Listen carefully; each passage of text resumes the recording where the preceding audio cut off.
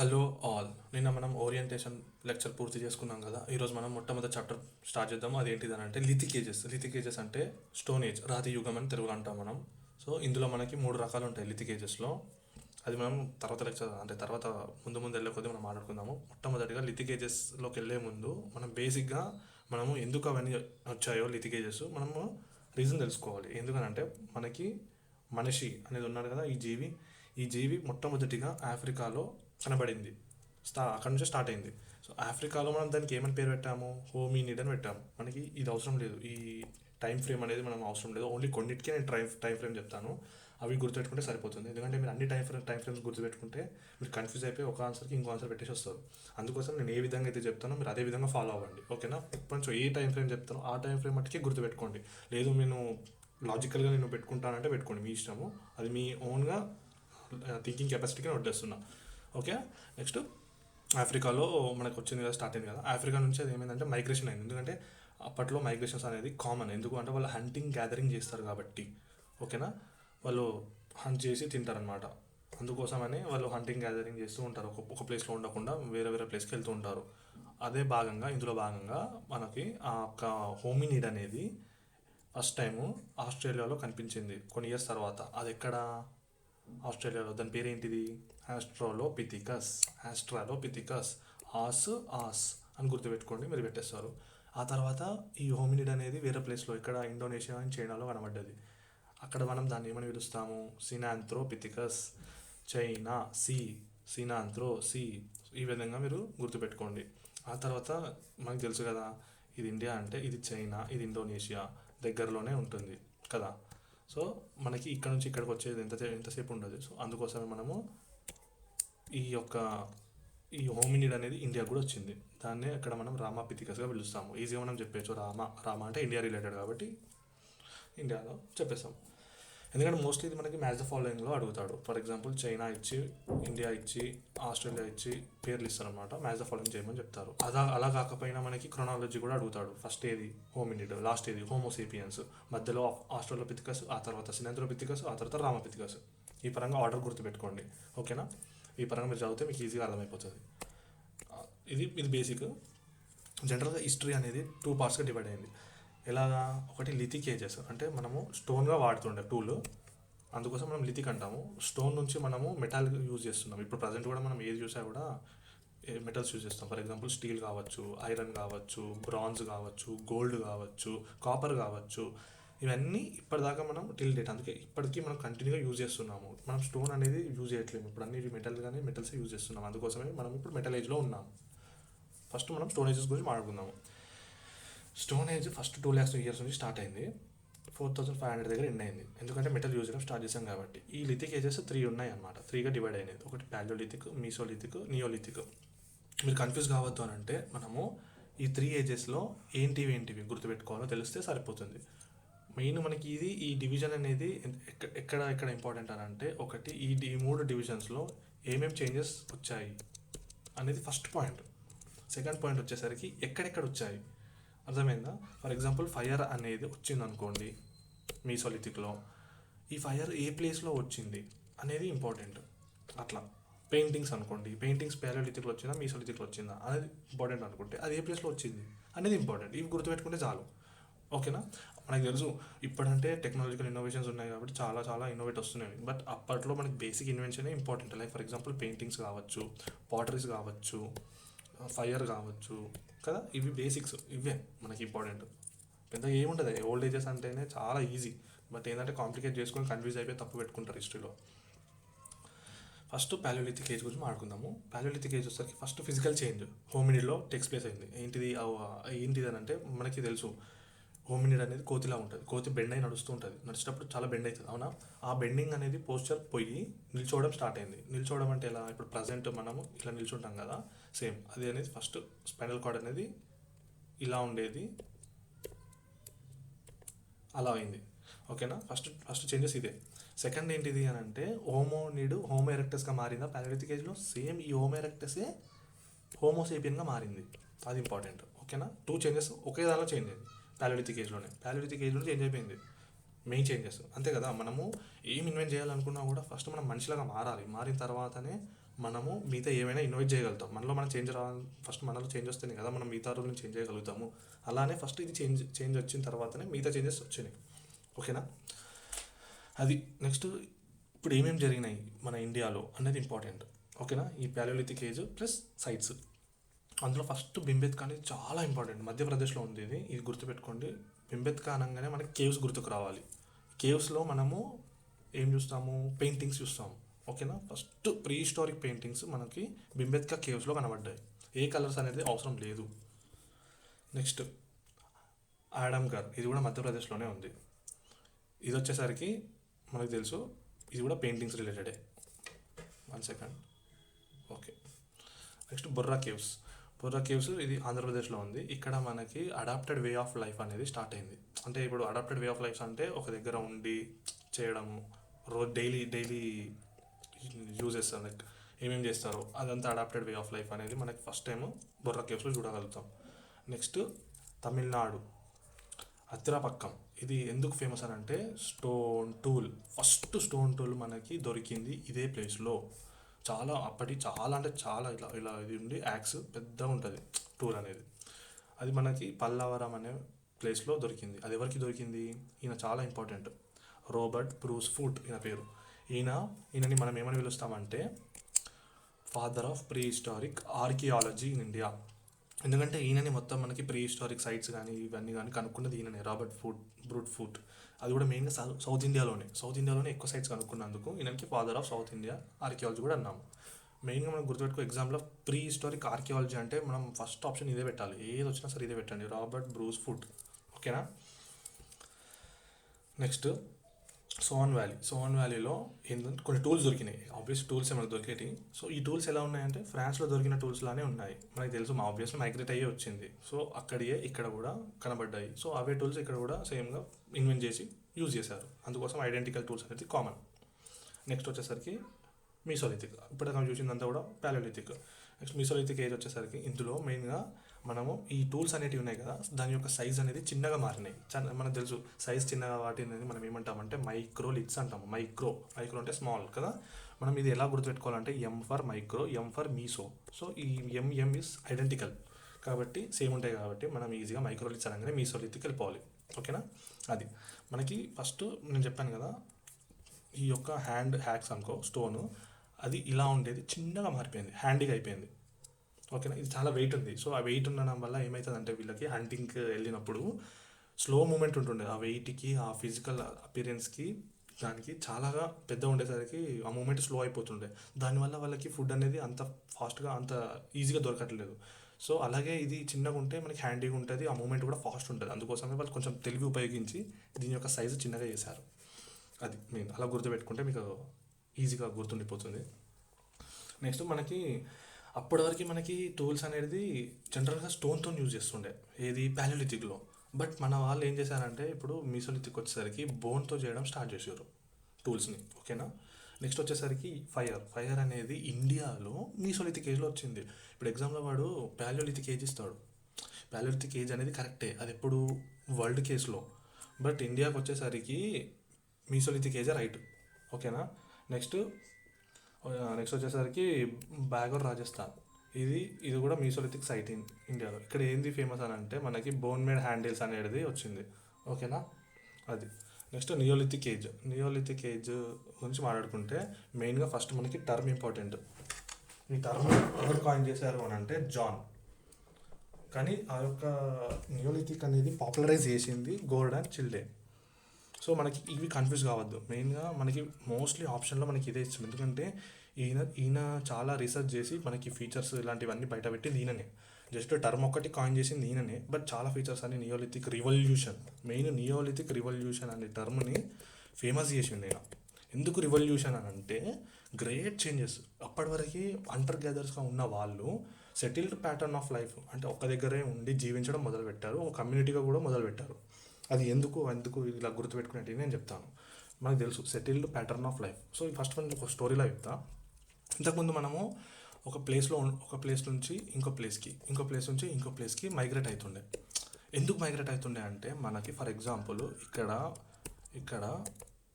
ఇక్కడ మనకి కొందరు ఉన్నారు, అవునా, అలాగే ఇక్కడ ట్రీస్ ఉంటాయి. ఫర్ ఎగ్జాంపుల్ మనకి ట్రీస్ ఉంటాయి, కొన్ని జింకలు, పందులు ఇలాంటివి ఉంటాయి.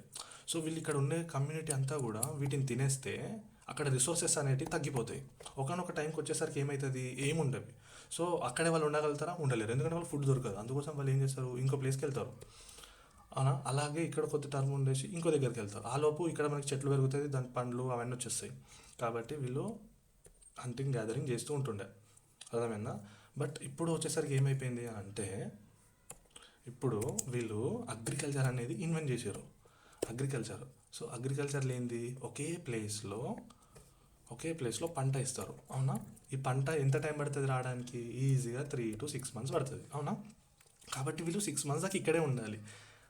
అందుకోసమనే వీళ్ళు సెటిల్డ్ ప్యాటర్న్ ఆఫ్ లైఫ్ అనేది అక్కడే రావడం స్టార్ట్ అయింది.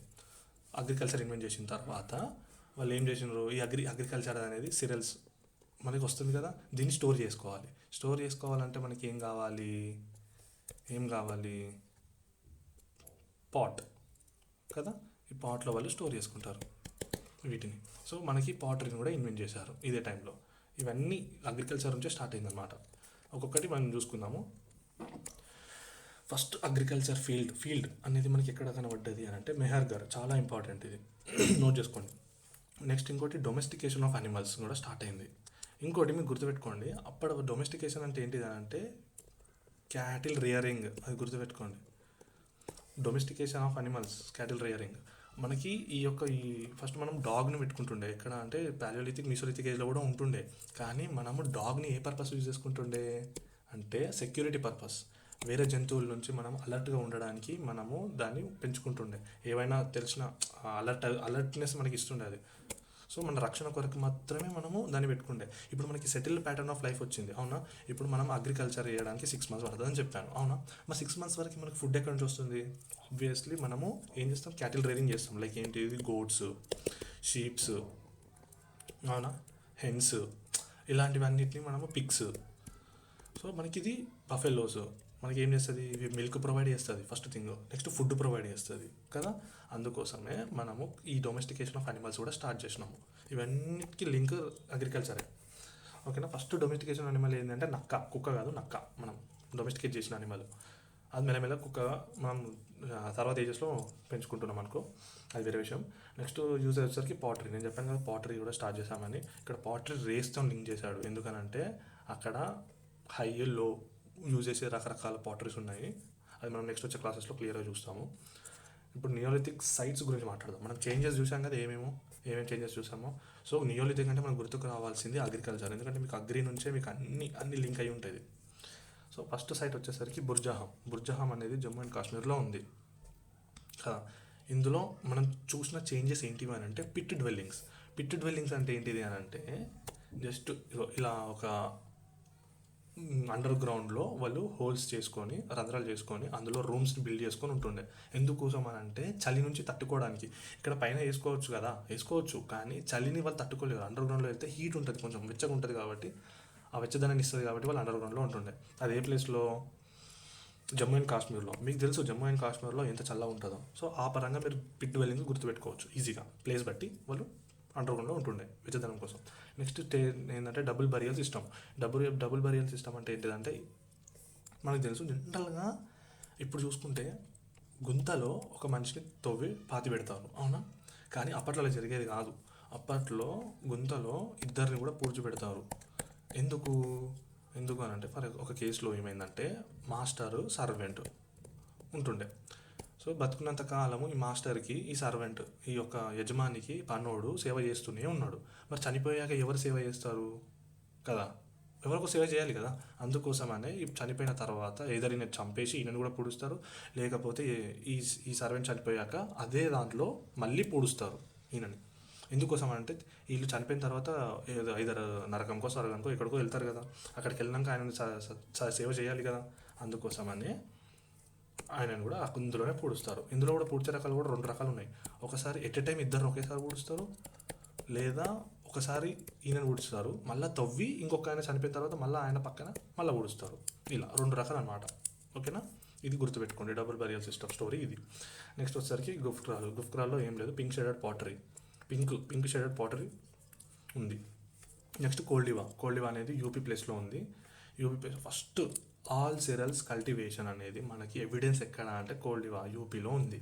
ఎందుకంటే మనకి తెలుసు జస్ట్ మనకి ఫస్ట్ రైస్ అనేది కల్టివేట్ చేసినామని తెలుసు, కానీ ఇక్కడ మనకి రైస్, వీట్, మెయిజ్ కానీ, జోవర్ కానీ ఇలాంటివి అన్నీ ఫస్ట్ మనకి ఇక్కడ నుంచి ఎవిడెన్స్ ఉంది. కోల్డివా అదొక ఇంపార్టెంట్, చాలా అంటే చాలా. నెక్స్ట్ చిరాంద్ బీహార్లో ఉంది. ఇక్కడ మనకి బోన్ మేడ్ ఆర్నమెంట్స్ మనకి తెలుసు. ట్రైబల్స్ని చూసుకుంటే ఏంటిది ఒక మెడల పుర్రెల్ లాంటివి ఉంటాయి కొన్నిసార్లు, అవునా? అలానే వాళ్ళ చేతిలో కర్రకి పుర్రె లాంటిది ఉంటుంది. కొన్నిసార్లు మెడలో కొన్ని చిన్న చిన్న బోన్స్ లాంటివి ఉంటాయి. సో ఆర్నమెంట్స్గా వాళ్ళు యూజ్ చేస్తారనమాట బోన్స్ని. అది మనం చిరాందులో మనకి ఎవిడెన్స్గా ఉన్నది. ఫస్ట్ థింగ్ ఇవి అయిపోయింది. ఇది నెక్స్ట్ వచ్చేసరికి సౌత్ ఇండియాలో ఓన్లీ మనం ఇది సౌత్ ఇండియాలోనే చూస్తాము. సౌత్ ఇండియాలో నియోలిథిక్గా చూసేది ఏంటి అని అంటే యాష్ మౌంట్ కల్చర్స్. నార్త్ ఇండియాలో మనం చూసాం కదా, ఇప్పటిదాకా చేంజెస్. సౌత్ ఇండియాలో నియోలిథిక్ టైంలో యాష్ మౌంట్ కల్చర్ చూసాం. యాష్ మౌంట్ అంటే ఏం లేదు, మనం జనరల్గా ఒక అగ్రికల్చర్ వేస్తాము. అగ్రికల్చర్ వేసిన తర్వాత మనము కొత్తగా వేసినప్పుడు కాల్ చేస్తాము కదా, ఎందుకోసం అంటే ఫర్టిలిటీని పెంచడానికి. అది సింపుల్ రీజన్. అది మనం సౌత్ ఇండియాలో చూస్తాము. ఏ ప్లేస్లో చూస్తాము అనేది ఇంపార్టెంట్. కేరళ పాల్గట్, తమిళనాడు వచ్చేసరికి అరిచెల్లూరు, ఆంధ్రప్రదేశ్ వచ్చేసరికి రేణిగుంటలో నియోలిథిక్ టూల్స్ కూడా కనబడ్డాయి. తెలంగాణలో ఉత్నూరు, నాగార్జున కొండ. కర్ణాటకలో వచ్చేసరికి సంగన కల్లు. ఇది ఎవరు ఫౌండ్ చేశారు సైట్ని? బి సుబ్బారావు. నెక్స్ట్ బ్రహ్మగిరి, చంద్రవల్లి. ఇవెవరు? Sir Mortimer Wheeler. ఈయన చాలా ఇంపార్టెంట్. ఈ సార్ మార్టిమర్ వీలర్ అనేది ఆయన స్ట్రాటిగ్రఫీ టెక్నిక్ అనేది ఫస్ట్ ఇంట్రొడ్యూస్ చేసిండు. ఎందుకంటే ఏమైపోయిందంటే ఆర్కియాలజీలో జనరల్గా ఒక సైట్ ఉందనుకో, ఇది అండర్ గ్రౌండ్, ఇది భూమి. So first level, second level, third level, ఇట్లా లెవెల్ 1, లెవెల్ 2, లెవెల్ 3 ఇట్లా చాలా లోపలికి వెళ్తూనే ఉంటాయి. ఎందుకంటే మనకి ఒక ప్లేస్ ఉన్నాయి, ఇయర్కి మనకి తెలుసు ఏంటిది, మట్టి అనేది కూరికిపోతూ ఉండి పెరుగుతూ ఉంటుంది కదా. సో మనం ఫర్ ఎగ్జాంపుల్ ఇక్కడ నువ్వు ఒకటి ప్లేట్ పెట్టావు అనుకో, సిరామిక్ ప్లేట్ పెట్టావు. సో అది అలాగే ఉంటుందా? కొన్ని రోజుల తర్వాత దుమ్ము అనేది పేరుకుపోతుంది. సో అలా ఇయర్కి ఇట్లా పెరుగుతూ ఉంటుంది. నువ్వేమైనా పెట్టావు, ఇక్కడ ఇంకోటి పెట్టావు ప్లేట్, మళ్ళీ ఇంకొన్ని ఇయర్స్కి దుమ్ము పేరుకపోతూ ఉంటుంది. నెక్స్ట్ ఇంకో ప్లేట్ పెట్టు, అట్లా దుమ్ము పేరుకపోతుంది. అంటే ఫస్ట్ పెట్టిన ప్లేటు దీనికంటే ఇది చాలా లేటు. అంటే ఇది ఫర్ ఎగ్జాంపుల్ 2012లో పెట్టావు అనుకో, దుమ్ము పేరుకపోయింది. 2014లో పెట్టావు, ఇది 2016లో పెట్టావు. అంటే నీకేం తెలుస్తుంది? ఇయర్ బై ఇయర్ లేయర్లు యాడ్ అవుతూ ఉన్నాయి. బట్ నువ్వు తవ్వినప్పుడు నీకు ఏమవుతుంది? ఎక్స్కవేట్ చేసినప్పుడు ఫస్ట్ నీకు 2000 రీసెంట్గా పెట్టింది ఫస్ట్ వస్తుంది. చాలా లోపలికి వెళ్ళే కొద్దీ నువ్వు ఇంకా ముందుకు వెళ్తూ ఉంటావు అనమాట, ఓల్డ్ ఏజెస్కి వెళ్తూ ఉంటావు. కానీ ఈ టెక్నిక్ అనేది ముందు ఫాలో అవ్వలేరు. ముందు ఎట్లా అంటే డైరెక్ట్ ఎక్స్కవేట్ చేస్తూ ఉంటే దొరికినవి అన్నీ ఒక పక్కన పెట్టేస్తుండే ఇలాగా. సో వాళ్ళకి డిఫరెన్షియేట్ చేయలేకపోతుండే, ఇది ముందు వచ్చిందా అనేది. ఓకే, మనం దీన్ని ల్యాబ్కి తీసుకువెళ్ళి కార్బన్ డేటింగ్ చేస్తే మనకి డేట్ తెలుస్తుంది. సో ఇదంతా డబుల్ ప్రాసెస్ కదా. అదే మనం ముందుగానే ఇలా ఏ లేయర్కి ఆ లేయర్గా సపరేట్ చేసుకుంటే ఈజీగా అయిపోతుంది మనకి. సో ఈ స్ట్రాటిగ్రఫీ, ఈ టెక్నిక్ని లేయర్ బై లేయర్ ఎక్స్కవేట్ చేసేదాన్ని స్ట్రాటిగ్రఫీ అంటారు. ఈ స్ట్రాటిగ్రఫీ టెక్నిక్ అనేది మనకి ఫస్ట్ టైం ఈ మార్టిమర్ వీలర్ అనేది ఆర్కియాలజీకి ఇంట్రడ్యూస్ చేశాడు. ఆ తర్వాతనే మనకి అన్ని ఈజీగా అయిపోయింది process, archaeology process. Next metallic ages వచ్చేసరికి ఫస్ట్ నోన్ మెటల్, అంటే మనకి తెలిసిన మెటల్ ఏంటిది? గోల్డ్. బట్ ఎక్కువ యూజ్ చేసిన మెటల్ ఏంటిది అని అంటే కాపర్. ఎగ్జామ్లో ఇది అడగడు, గోల్డ్ అడగడు, యూజ్ చేసిన మెటలే అడుగుతాడు. ఎందుకనంటే చాలా ఫేమస్ కాపర్ కాబట్టి యూజ్ చేసిన మెటల్ ఫస్ట్ ఏంటిది అని అంటే కాపరే పెట్టేసేయండి. గోల్డ్ అనే దాని గురించి పట్టించుకోకండి, ఓకేనా? ఎందుకంటే మీరు క్వాలిటీ ఎక్కడ వెతికినా కూడా మీకు గోల్డ్ అనేది రాదు. ఎందుకంటే గోల్డ్ అనేది చాలా రేర్ కంపేర్ టు కాపర్, ఓకేనా? నెక్స్ట్ కాపర్ ఎప్పుడు యూజ్ చేసుకొచ్చిందంటే 4500 BCలో వచ్చింది. దాని నుంచి మనం చాల్కోలిథిక్గా పేర్కొన్నాం, ఓకేనా? చాల్కోలిథిక్ ఏజ్ స్టార్ట్ అయింది కాపర్ యూజ్ చేయడం నుంచి. నెక్స్ట్ కాపర్ ఏజ్లో మనం చూసేటివి ఏంటిది? చాల్కోలిథిక్ ఏజ్లో మనం ఏమేమి ఫీచర్స్ చూస్తాము అని అంటే ఫస్ట్ థింగ్ ఎక్స్టెన్సివ్ అగ్రికల్చర్. అప్పటివరకు మనం ఏంటిది, కొందరే ఒక సర్టన్ ప్యాటర్న్ ఆఫ్ లైఫ్లో ఏదో కొంతమంది కోసమే మనము అగ్రికల్చర్ని వాడడం చూసాము. ఇప్పుడు ఏం చేసిందంటే చాలా విస్తరించింది అనమాట అగ్రికల్చర్ అనేది. సెకండ్ థింగ్ ఏంటంటే నాగలి, ఇది ఒక టూల్ కనుక్కున్నారు. నాగలి అనేది ఫస్ట్ టైం చాల్కోలిథిక్లో మనం చూసాము. అది ఎక్కడ? కాలిబంగన్ అనేది చాలా ఇంపార్టెంట్ రాజస్థాన్లో. ఒకటి గుర్తుపెట్టుకోండి, రాజస్థాన్ అనేది ఇప్పుడు ఎడారి కదా, కానీ ఒకప్పుడు రాజస్థాన్లో సరస్వతి నది అనేది ప్రవహించింది. సో మీకు తెలుసు ఏంటిది, ఎక్కడైతే నది ఉంటుందో అక్కడ మనకి సెటిల్మెంట్స్ ఉంటాయి. కదా. అగ్రికల్చర్కి కావాల్సిందే వాటర్ కదా. కాబట్టి ఇక్కడ ప్లౌడ్ అగ్రికల్చర్ ఉంది, నాగలితో చేసిన అగ్రికల్చర్ ఉందంటే ఖచ్చితంగా వాటర్ కావాలి. ఆ వాటర్ సరస్వతి ఇస్తుంది, అది ఎక్కడంటే రాజస్థాన్లో. గుర్తుపెట్టుకోండి. ఇప్పుడు వాటి లాజిక్గా మీరు ఆలోచించండి.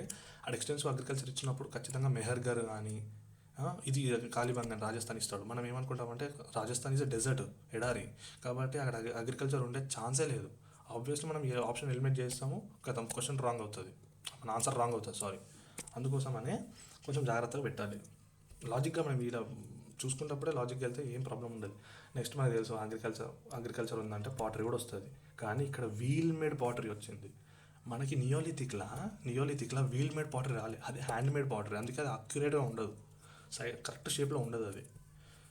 ఇక్కడ వీల్ నుంచి కింద వీల్తో మనకి రొటేట్ చేస్తూ పాటరీ అనేది స్టార్ట్ చేయడం మొదలైంది చాల్కోలిథిక్లో. చూసారా ఎంత అడ్వాన్స్ అవుతుందో ఒక్కొక్క ఏజ్కి. నెక్స్ట్ స్క్రిప్ట్ మనకి తెలీదు. మనకి neolithic age, chalcolithic age script usage ఉందో లేదో మనకు తెలియదు. బట్ మనకి ఎవిడెన్స్ అనేది చాల్కోలిథిక్ ఏజ్ నుంచే వచ్చింది. సో మనం ఇదే కన్సిడర్ చేసుకోవాలి స్క్రిప్ట్ యూసేజ్ అనేది. స్క్రిప్ట్ అంటే ఏం లేదు, ఇప్పుడు ఇది కూడా స్క్రిప్టే, ఇదంతా స్క్రిప్టే. ఏంటిది, మనం ఏదైనా కమ్యూనికేషన్ చేసుకుంటున్నాం అంటే రాతపూర్వకంగా చేసుకుంటాం, అవునా. ఆ రాతపూర్వకంగా ఏం చేస్తామన్నదే స్క్రిప్ట్. లైక్ ABCDEFG అది లెటర్స్, కాబట్టి అది మనం స్క్రిప్ట్గా కన్సిడర్ చేసుకుంటాం. అది మనకి చాల్కోలిథిక్ ఏజ్ నుంచి స్టార్ట్ అయింది.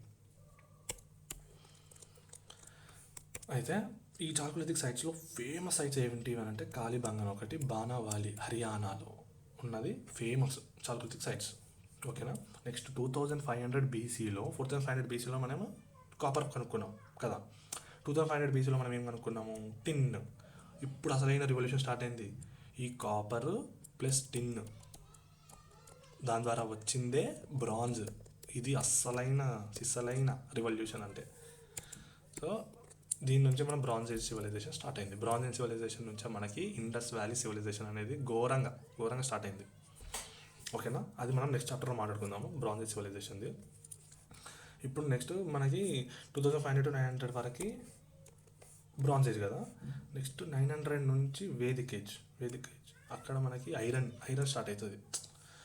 మన ఆరియన్స్ వచ్చిన తర్వాత వాళ్ళు ఏం తీసుకొచ్చారు, ఐరన్ని తీసుకొచ్చారు.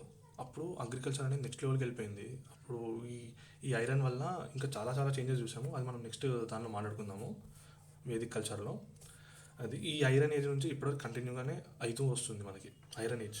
ఎందుకంటే ఇప్పటికి మనం ఐరన్ అనేది యూజ్ చేస్తున్నాం, దానికి మించి ఇంకేం లేదు ఇంకా. నెక్స్ట్ వచ్చేసరికి మెహర్గర్ అనేది కల్చరల్ కంటిన్యూటీ అనేది ఉంది. కల్చరల్ కంటిన్యూటీ అంటే ఏంటిదని అంటే మనము అదే ప్లేస్లో, ఈ మెహర్గర్ అనే ప్లేస్లోనే మనం స్టోన్ ఏజ్ చూస్తాము, బ్రాంజ్ ఏజ్ చూస్తాము, చాల్కోలిథిక్ ఏజ్ చూస్తాము, ప్రతి ఏజ్, నియోలిథిక్ ఏజ్ కూడా చూస్తాము. అదే కల్చరల్ కంటిన్యూటీ అంటే, అదే neolithic age to chalcolithic age cultural continuity. కానీ ఒక ప్లేస్ ఏదైనా కంటిన్యూగా ఒక దగ్గరనే ఉందా అంటే అది మెహర్గర్, ఏది లేదు ఇండియాలో. నెక్స్ట్ మెహర్గర్ పీపుల్ వాళ్ళు ఫస్ట్ సీఫేరర్స్, వీళ్ళే పడవ తయారు చేసుకొని సీ మీద ఫస్ట్ ఫారెన్ కంట్రీస్కి వెళ్ళింది మెహర్గర్ పీపులే. అది కూడా ఎక్కడికి వెళ్ళారు, మెసోపొటామియా. అది మనము నెక్స్ట్ ఇండస్ వ్యాలీ సివిలైజేషన్లో చూస్తాము. నెక్స్ట్ ఈ సీఫేరర్ స్టార్ట్ చేయడం వల్ల ఏమైందంటే కల్చరల్ కాంటాక్ట్స్ అనేది వేరే కంట్రీస్తో పెరిగినాయి. దానివల్ల నాగరికత అనేది ఒక రేంజ్లోకి వెళ్ళిపోయింది. అది మనము ఎక్కడ చూస్తామంటే ఇండస్ వ్యాలీ సివిలైజేషన్లో చూస్తాము. సో ఇదంతా కూడా మనం నెక్స్ట్ చాప్టర్లో మాట్లాడుకుందాము. ఇది ఈ రోజుకి అయిపోయింది చాప్టర్, ఓకేనా. నెక్స్ట్ మీకు ఏమైనా డౌట్స్ కానీ ఏమైనా ఉంటే కామెంట్ చేయండి. ఇక్కడ దీని నుంచి మనం కొన్ని మార్క్స్ కానీ లేదా PYQs కానీ ఏదో ఒకటి చేయండి. సో మీకు అర్థమవుతుంది సైట్స్, ఫీచర్స్, అంతకుమించి ఏముండదు ఇందులో, ఓకేనా. ఇది ఈ రోజుకి లెసన్. మీకు ఏమైనా డౌట్స్ ఉంటే కామెంట్ చేయండి. Okay, thank you so much.